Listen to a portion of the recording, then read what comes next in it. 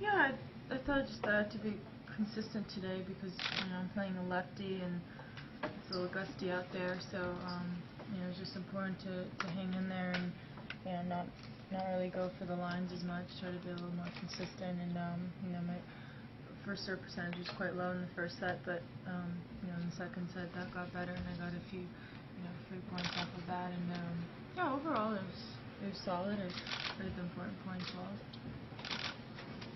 So second set was well in control. You think maybe I'll try it, and so the next round after that.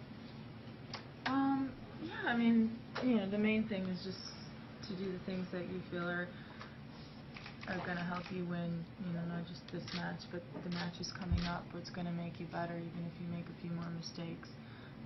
For me, it's being aggressive and not being tentative and really going for it and having something on the ball instead of letting my opponent kind of dictate. Maria, what goes through your mind when you hear an opponent, even though you're still young, talk about having looked up to you since she was young, as your next opponent spoke about earlier today? Yeah, it's pretty crazy, because I still, somewhat consider myself pretty young as well, and I'd like to think so at least, and to see someone coming up that's 18 and that's a lot younger than I am, and in the third round of the Open is great. I think it shows a lot about the younger generation that's coming up, and to see someone, especially that's an American and doing well at the Open, is really great. She spoke about your mental toughness as something that she has used as an example, and that's her strength too. When you think about the example you've set, what's your feeling about that?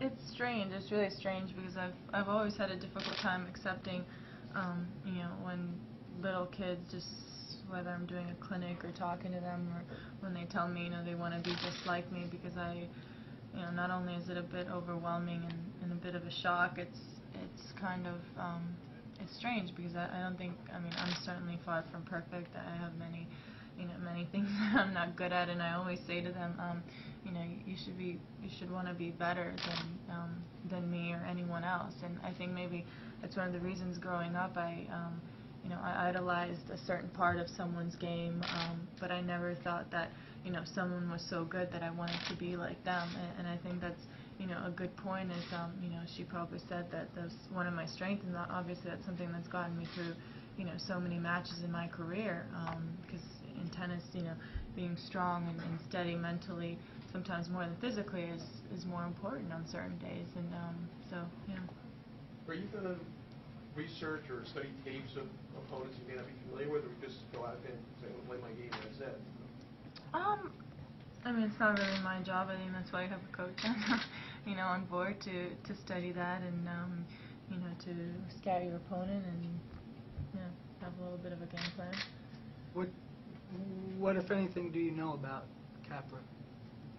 Not too much. I know that she's American and she's 18, I believe. And then she's in the third round of the Open, so that says a lot. Maria, back to what you were saying about the little kid saying I want to be like you. Are you not the type of person who takes compliments and flattery well? No, I get really shy about it. So you just kind of shut it down and say, "Now I know all my imperfections, so I know why you're talking about me." No, I don't openly talk about my imperfections in front of them. But I just smile and say thank you, and then I just think about it. I'm like, no, you want to be better than me. Would you ever ask anyone for an autograph? Yes, a chef.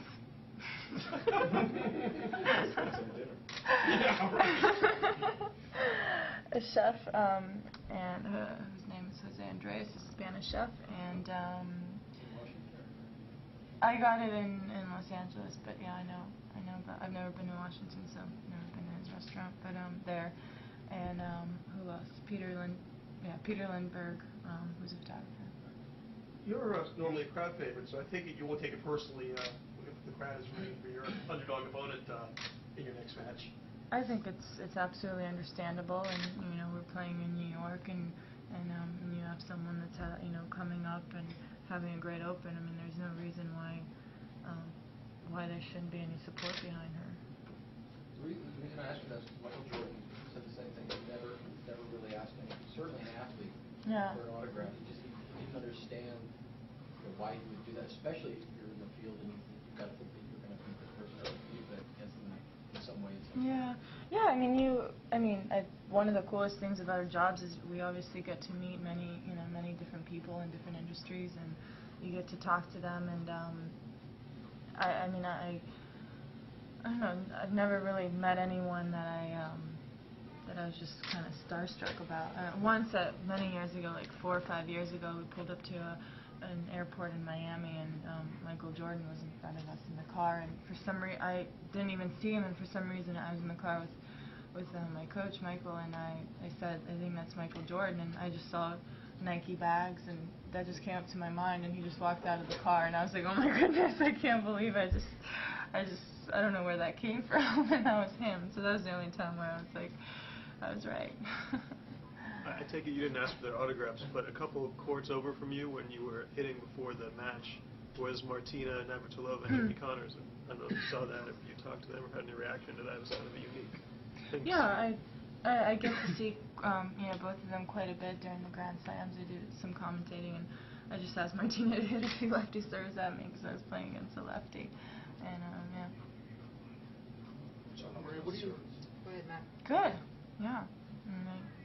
Service winner and ace. She did ace me.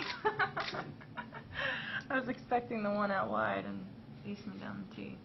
Did you come in behind? Well, backhand. No, I just stood there and just like yes. Maria, when you were out at Stanford, Billie Jean King was there, and they were celebrating the 40th anniversary of that tournament. When you hear about sort of the grassroots beginning of the women's tour, are you amazed sometime at how far you guys have come and the kind of dollars that go around now? Yeah, you look back, and I think so many players take what we have for granted, because I think without people like Billie Jean King, we wouldn't have the opportunity not only to play in such big and great events. We wouldn't have equal prize money. We wouldn't have someone that was so strong behind so many issues.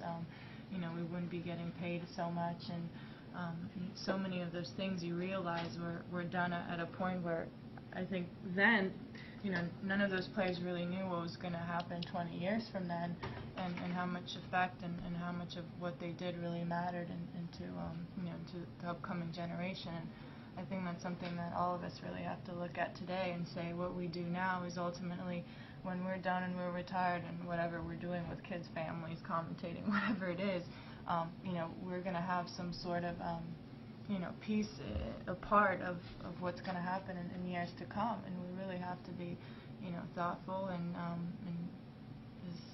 when I talk to Billie Jean King, she says there's always going to be somebody in your spot, no matter how you do, how much you achieve, there's always going to be the next person that comes along that's going to be number one. There are going to be tons of them coming ahead, but at this point, you guys are setting the bar for the younger generations to come, and we are, and we try to be good examples by doing that. 2 last questions. Maria, what do you remember about last year's Melanie match here? I mean, it was probably a low moment along this comeback. What were some of the memories of that night? Why do we need to remember that one? Last question. Phil Knight, because you're a big Nike endorser and Jordan's a big Nike. We always figured that all you guys, that Phil Knight would arrange a party for all you guys to know each other. That doesn't happen. I take it. No, I never got my invitation in the mail. Maybe they don't have my address or something. No, I think our schedules are too busy for everyone to get together. Yeah. Thank you.